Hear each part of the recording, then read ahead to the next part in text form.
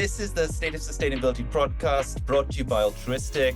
Today we're joined by Pedro Lafargue, a Global Climate Action Manager at Olam Food Ingredients, OFI, to discuss the do's and don'ts on setting up reduction initiatives within the organization's value chain. Olam is a super exciting organization, OFI as well. There's a really interesting backstory to the brand. It has its origins, I believe, in the edible oil trade in Nigeria and has grown into a vast global business since then. If you have bought food products at a grocery store, if you've walked into a fast food outlet or a coffee chain or a coffee shop, you have almost certainly bought products that have been touched in some shape or form by the Olam brand and by OFI in particular. Pedro is a seasoned expert on the reduction and insetting topic, having set up, implemented, and scaled reduction initiatives across OFI's supply chain, including cocoa, coffee, dairy, nuts, and spices. I'm super excited to have Pedro with us today. Pedro and I actually met at an event, Pedro, right, in Berlin a couple of months ago, I think.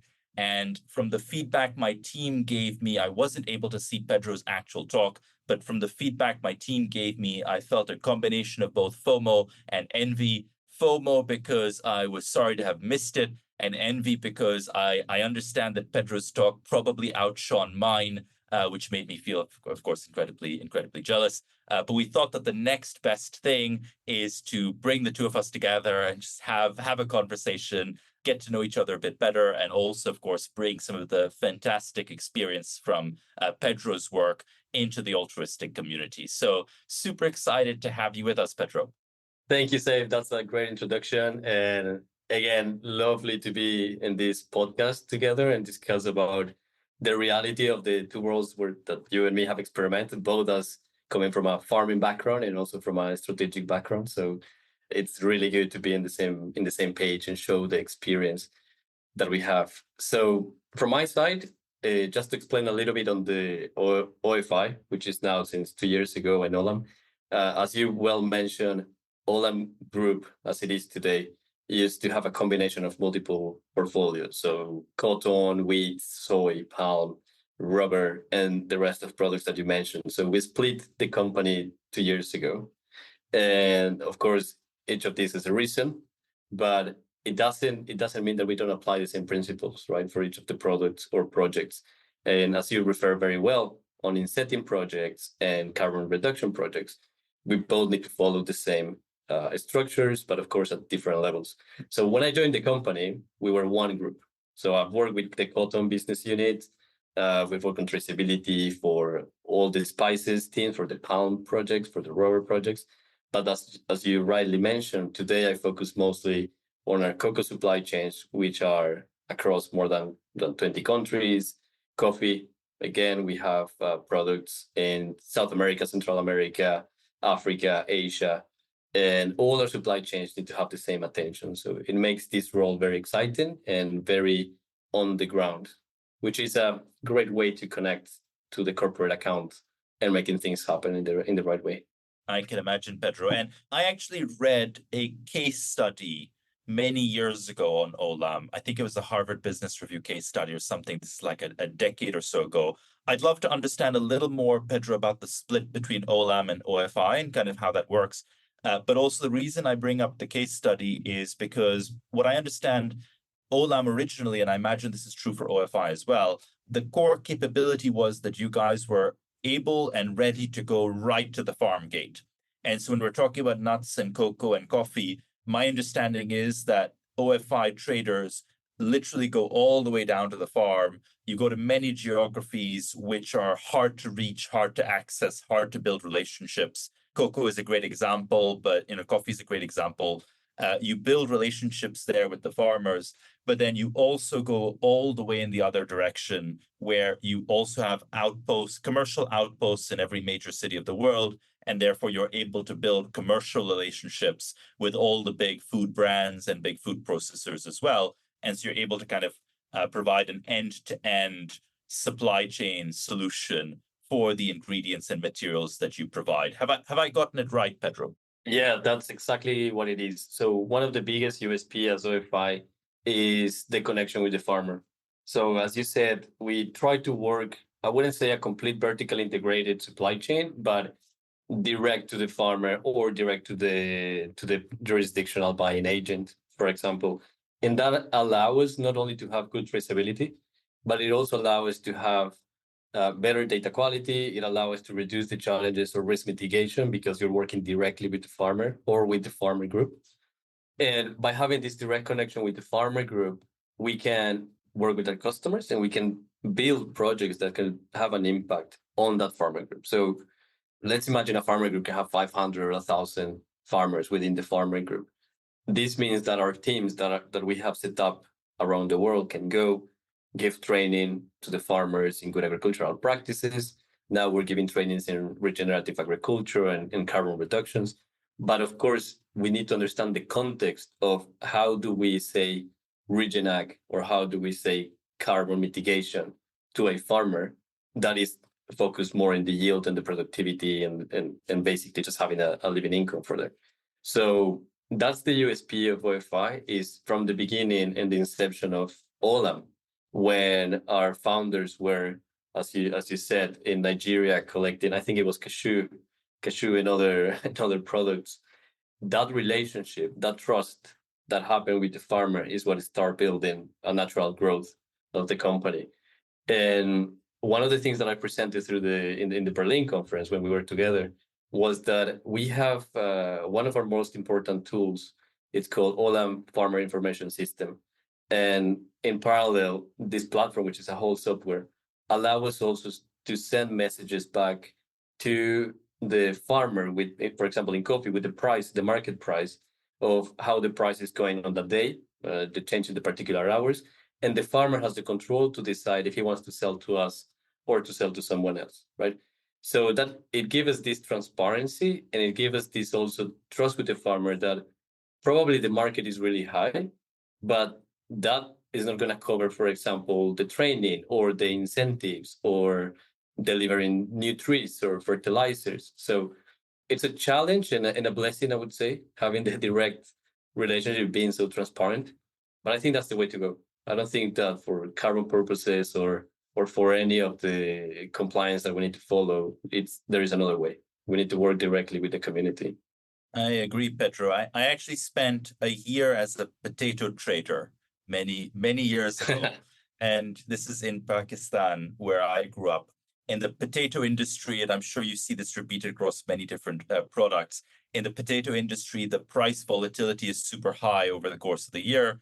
And in the market that I was operating in, you could get an 80% spike in prices, let's say 7 or 8 months later. And it was super cyclical, where if you have a great year for potato prices, every farmer starts growing potatoes. And then the next year you get a massive tank in the prices because there's a glut or an oversupply of potatoes. So I find the pricing analytics side of this topic super interesting. But to bring us back to sustainability, could you tell us a little bit more about where the pressure comes from? Because what I notice, we speak with most of the large trading houses across many different materials. And my observation now for the last few years is that OFI seems to me, outside in, to be one of the most forward-leaning in terms of how you guys think about data and how you guys think about driving change into the supply chain. And so I'd love to understand where that comes from. Is it customer-driven? Is it regulation? Is it the owners? Is it all of these? Could you tell us a little bit more about why this topic is important for you? Of course. So I think, of course, I cannot take all the benefits of what's happening in the changes in OFI, in Olam Food Ingredients. And this started with our CEO or founder many years ago. I think we're talking about 5 to 6 years ago. The main tool that was developed at the time, thinking about sustainability, not just about agriculture, but sustainability, was AdSource. And AdSource basically is our platform that allows to monitor and track farmer group performance. And this came from Sonny, our founder, and Shekhar. And it was a visionary decision to say, at some point in the next 5 to 10 years, having a carbon footprint, having a climate performance, having a human rights performance, it's going to be a requirement. And again, we're talking about 7 to 8 years ago. And then that product launched, right? And it launched like a mock-up. And then we started looking at the traction. Now, at the same side, you start the development, or you start seeing the development of regulations. You start seeing what we have this year: EUDR, CSRD, double materialities, SBTI, AFI, etc. And you look at that. By being accountable for your environmental transition, basically, you're also a more attractive company for green loans, for different investments. This also is allowing the company to work closer to the customers. In our case, chocolate manufacturers, coffee roasters, companies that are producing spices or mixed products, etc. Each of these companies has its own roadmap, right? So what we try to do is to follow what Sunny and Tim thought 8 years ago, and then try to give it to our customers in a way that can be packaged, not just as a report, but as a whole project and a program that is linked to them. So going to your point, who is driving this? I would say currently it's driven by regulations and customers that want to show an impact. Of course, there are challenges between connecting the two worlds about corporate accounting and a market-based approach, right? And also aligning to the project accounting. So we're talking about three different things that we need to bundle together to make it attractive for customers. But I think that's the main driver. It's also the need for countries where we're sourcing from to demonstrate that companies are doing the right things with the farmers. As you know, most of the products that we source or where we operate have country challenges, government and geopolitical challenges. So by following those regulations, we're also trying to comply with what the country needs. And especially if we think about NDCs or carbon removals, which is the majority of projects, right? Pedro, I'm going to jump in there because I already have a bunch of things I want to ask you off the back of what you've said. Let me maybe start off with the landscape of solutions in this space. And I know I speak for almost every sustainability professional in a big company when I say that it is hard to understand all of the different players and what they do and how all of these things interplay. And so if I think about, let's say, at SoS and Altruistic, just as two examples, we work with some of OFI's largest customers. And so our main sector is, we do a lot of work in food and beverage, we do some work in personal care, we do some work in apparel. We typically cover, let's say, the carbon accounting or the environmental accounting, because we're increasingly doing water and waste and other metrics as well. We do the product environmental footprints at the level of the stock keeping unit, and we're increasingly doing or running the supply chain engagement program as well. At SoS has huge elements of complementarity, to my understanding, with what we do, because there's a data landscape that we would not cover in terms of going all the way to primary data for a range of global smallholder farmers, for instance, that might be in your network. But I'd love to understand, in your words, like, what are the different categories of solutions that you're seeing out there? How do you see a tool like AdSource coming into play there? Do you think that there's an interoperability story here? Or do you think the market gravitates to one solution or two? I'd love to just get your perspectives. If you think from the lens of your customers, the perspective on the market. That's a great point. We've done many assessments with customers and also with companies like Altruistic in trying to understand, is it primary data always required to be compliant, right? And that's the first question. When we discuss this with WBCSD, we discuss it with consultants or with the SBTI task force, we need to understand, is it really needed, compulsory, to be at the farm gate? And that makes a big difference. So if we talk just about carbon reporting based on a supply chain, and we talk about you need to be compliant, probably primary data is not the most relevant. However, on our side, because we invest so much with our customers into projects, primary data is crucial. Now, that doesn't mean that primary data for every single parameter that you need to use for a life cycle assessment or for a traceability issue needs to be always primary data, right? It means that, as you said, it's probably a modular way. It's probably a modular approach. I've discussed with many companies about just partnering, combining, because it doesn't add to the solution having 10, 20 tools to give you one baseline for a project. If things could be modular and just connecting footprint tools plus traceability tools plus other tools that can do your transport or your monitoring of volumes, etc., then that would be, I think, a success. There is many tools that want to give everything in one package.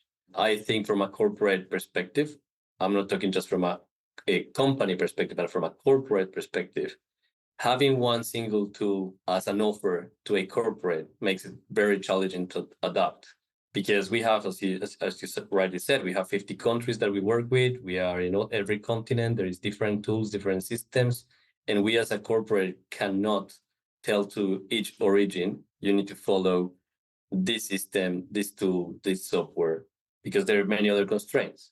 So that's why I'm making a point on the modular side. I think that would be crucial. I agree. I also think, Pedro, you make a really good point around primary and secondary data, in that I find two biases in the market, and we talked about this a little in Berlin. I think that a part of the market thinks that the only answer is universal primary data for every use case, for every supplier, for every purchase. And there's a different slice of the market, which is much smaller, that thinks actually universal secondary data is sufficient. You can have satellite imagery, you can enrich that, and you can actually get great modeling. Whereas my thinking is actually quite similar, I think, to yours, which is that it depends on what you want to do with the data. Sure. And so actually secondary data is probably good enough for the majority of environmental reporting use cases and the majority of coverage, let's say, in individual purchases, individual suppliers. But where you want to actually invest in change, where you have a business case and a project that you want to implement, or where you want to reward a certain supplier that actually claims that they're over and above the average, there you need primary data to demonstrate why the money is well spent. That's my view. Do you think I'm getting it right? Is there anything you add or change? Yeah, that's correct. So I'll give you an example. We work with multiple methodologies for tracking carbon removals or for tracking soil improvements, even for fertilizer management and etc. So what we need as baseline, for example, just to scope the locations, there's always needs to be a first stage, which is feasibility, right? Pre-feasibility and scoping. And for that, you don't need really the primary data at the beginning. You need to understand where to go, and not just where to go as a procurement team or a sustainability team, but think about the next 10 years in your company. Are you going to go and harvest in Nigeria based on the geopolitical situation? Yes or no? What are the risks, right? So for that, probably you need to have secondary data. Now, if you want to set up the project and you have a good secondary data, you can start using that data, to move forward. And when you select your areas, your jurisdictions, that's the moment when you start with a clear plan about how much primary data you need to require and at what level, right? So doing segmentation, doing different segregation of farmers, depending on ages, depending on ethnicity, depending on culture, adaptation, etc. And to do that, you need to go and get primary data. That doesn't mean that you're going to have to go to every single farmer. You need to have a good statistical approach to reach out to the farmers and then set up a proper baseline with primary data. Now, going to your point about, is it really required to have the primary data to track the change? In the first stages, in the first years, and this is how we're doing it right now, following some methodologies, approved methodologies for tracking. The first stages, yes, primary data is crucial, right? Then that primary data, if we think about satellite imaging for tree growth, we take that satellite data for a baseline, and we take that as a part of the equation to calculate, for example, carbon stock growth. For one of the systems that we have built, which is with machine learning and which is with above ground monitoring based on satellite imaging, we take our primary data from the first years and then recalculate what the satellite is giving us. That means that you can combine primary and secondary data to have a real or more statistical proven result for that cluster, for example. So you can do that with primary data and secondary data. If you would only have secondary data, which is what most of the tech companies are showing right now, you just have an average, data set that you might not be able to track further. And I think that's the advantage of combining. I agree. And also it means that everyone producing a chocolate bar looks the same, basically, based on whatever the mass of that product is. I think that's a really fair summary. And personally, I also believe that the big opportunity here is to keep enriching the secondary data with better primary data as well, and making it better and broader. Pedro, we used a 5-letter word somewhere in this conversation, inset. And insetting, I think, as a term has already become incredibly overused, even as it is incredibly underdeveloped. And what I mean by that is I see insetting referenced now in many places, but actually I find very few organizations that can credibly describe how they would apply this, other than that it's basically an offset in the value chain. And I think that's not the fault of the organizations. I think there generally isn't very much structure around how insets are conceived, accounted for, attributed. I would love to get your take on how you are deploying insetting as a tool. And the topics that I'm most interested are almost like the boring ones, which is, what does an inset look like on paper?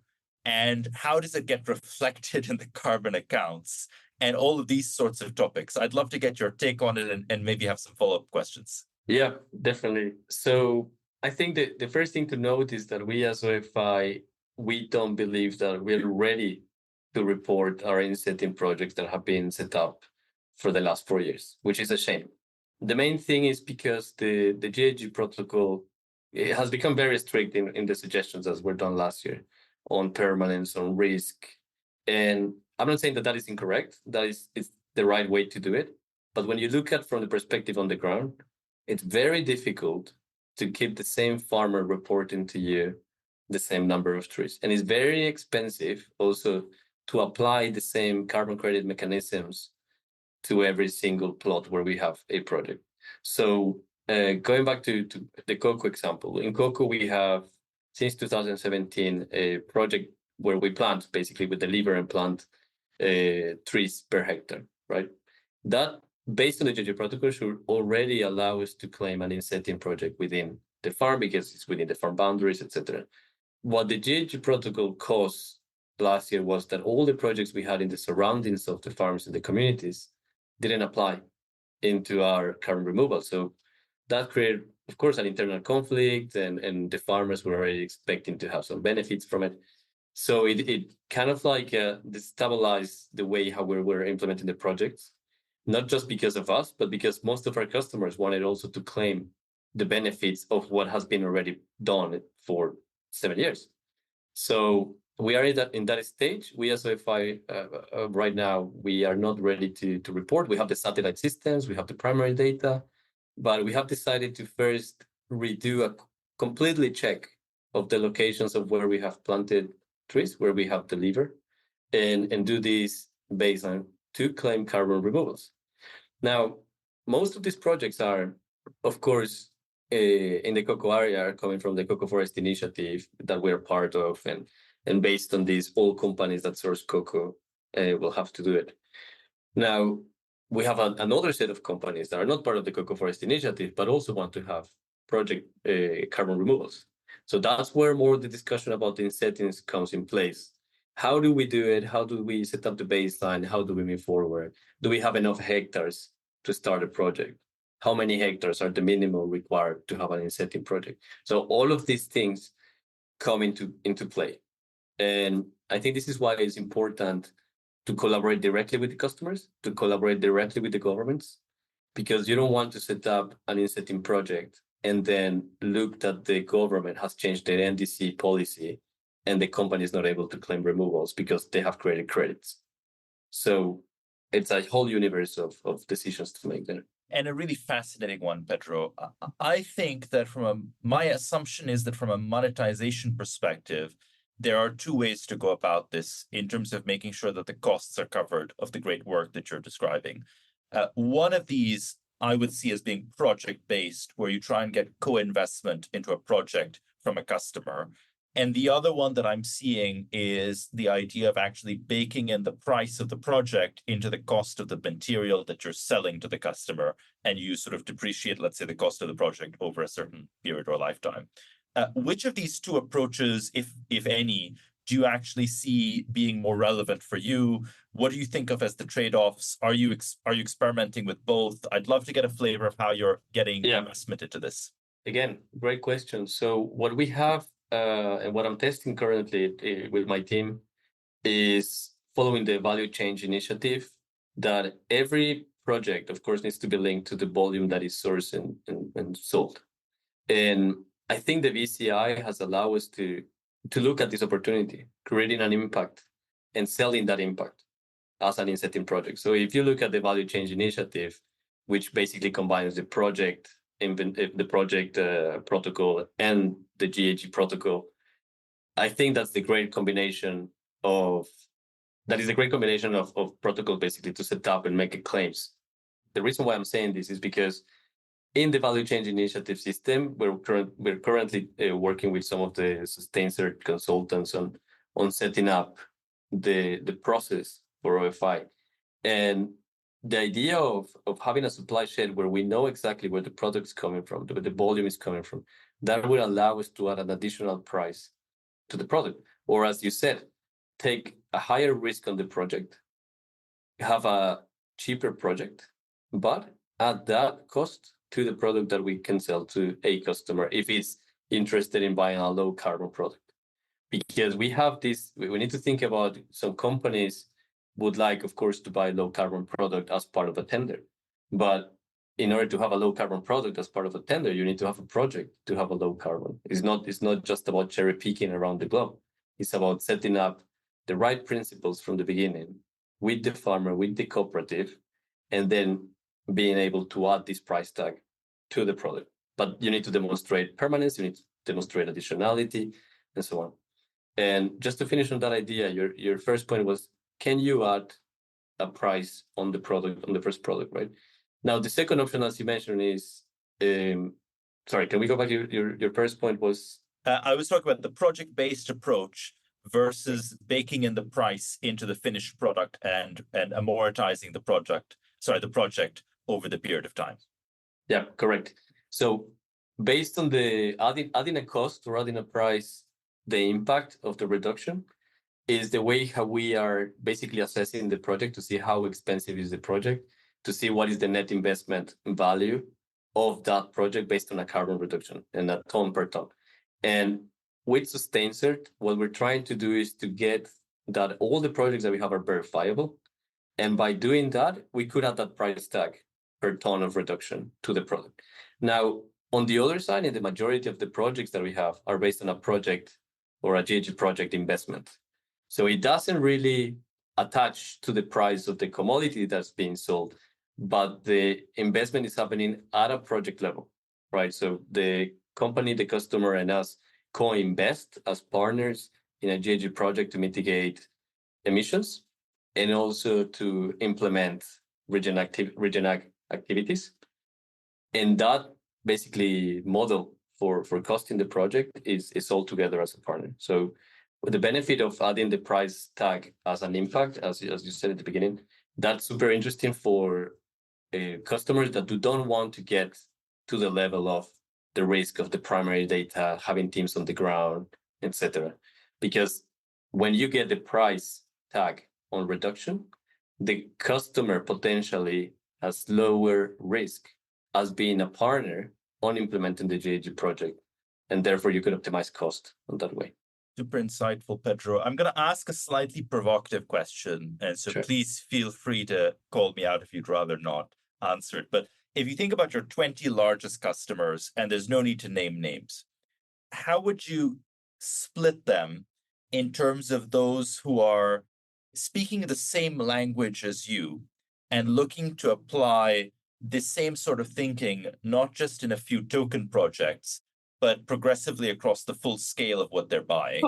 And let's call those as the high velocity, high momentum customers versus, let's say, those who are medium velocity or medium momentum. And those ones are maybe looking to experiment, play around, run a few projects, you're probably in the lead there. They're following your advice, but they're not really toe to toe. And then let's say low momentum, low velocity, where they're not really engaging with you and they're kind of kicking the can down the road. If you had to think about your top 20 accounts, like roughly, how would you split them in these three categories? That's a great way of setting up the scene. We work with 3 million farmers, about 3 million farmers, 50 countries, thousands of suppliers. And from those 20 accounts that you just mentioned, I would say from the experience that we have, at least half of those are mature enough. Mature enough meaning they have committed to SBTI.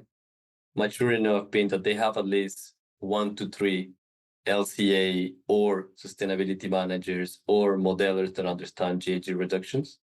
Mature enough to say that they have a carbon accounting team that understand the difference between insetting and offsetting, and that primary data might not be always the right choice depending on what you want to claim, as we mentioned before. So from those 20 accounts, in terms of revenue, I'm ranking them in my head in terms of revenue and the segmentation of maturity. Then you have the remaining 10, which are, as you said, rolling with the flow based on what happened with the GHG protocol, based on what happened with SBTI, based on what other peers are doing. Now, I just want to make clear that we as OFI haven't yet put our targets out there on SBTI because we're working with some consultants to get the right targets per business unit. But we are a crucial part of everyone else's targets because, as we said in the beginning, we do have the team on the ground.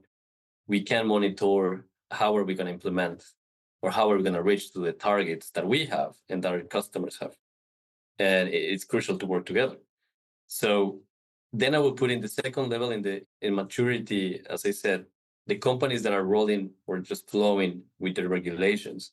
And then we have a third segment, last segment, we just expect to have low carbon footprints, no deforestation risk, and low emissions from fertilizer projects, no waste, green packaging at the end of this segment, but are not willing to engage or are not willing to participate in a partnership, and they're expecting to get it as a tender or as an additional feature on the quality parameters to sell to them. Yeah, I think that your split probably mirrors what I would expect as well, Pedro. I will not ask you to name any of the brands that you think fall into the third bucket, but or the second. But is there any one brand that you look at, any one customer that you're impressed by, and that you think is actually doing a really good job in terms of how they think about this problem and how they're partnering? Like any one that you want to call out? And obviously tell me if you'd prefer not to answer this. Or you can go with sector, for instance, like any one sector that you think is exciting. So on your last question, we have 3 main customers that I cannot name. We have great projects together. We are implementing everything from the ground as a partnership. We have sessions per week where we sit and discuss what are the levers that have the best impact depending on our region. So if we think about the confectionery side, we work very close in thinking where are all the materials that we source from them and to them. And we design, even with the local teams that they have, we sit together and plan ahead. How are we going to supply this product from Indonesia?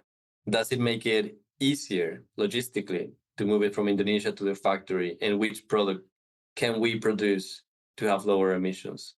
And the same case in West Africa with another confectionery customer. How do we set up the best carbon removal project, the best insetting project, at what scale? And doing these kind of processes with them together, it creates a partnership, right? It creates a skin on the game. It gets the 2 teams working closely in every single aspect of the project, in the KPI development, in the budgeting, in the thresholds and the risks. And I think that is the only successful way that you have to reach to any of these targets that we have as companies. Thanks, Pedro. And then final question from me. If you were to give one piece of advice to a sustainability professional in, let's say, a large food business or a food and beverage business who is trying to drive change in the value chain, and they're trying to set up projects, and they're, let's say, basically going on the same journey as you, what would that top piece of advice be? I think the most important aspect that I've noticed in the last years by trying to set up the projects is that we need to have partnerships and we need to work in a collaborative way.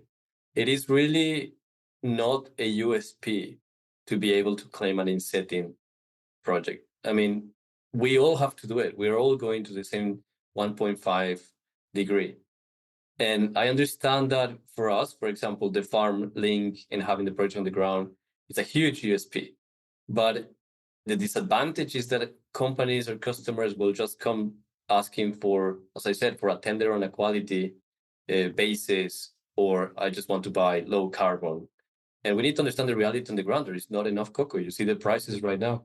There is no enough cocoa coming. The climate crisis is affecting West Africa, virus, droughts, and many more.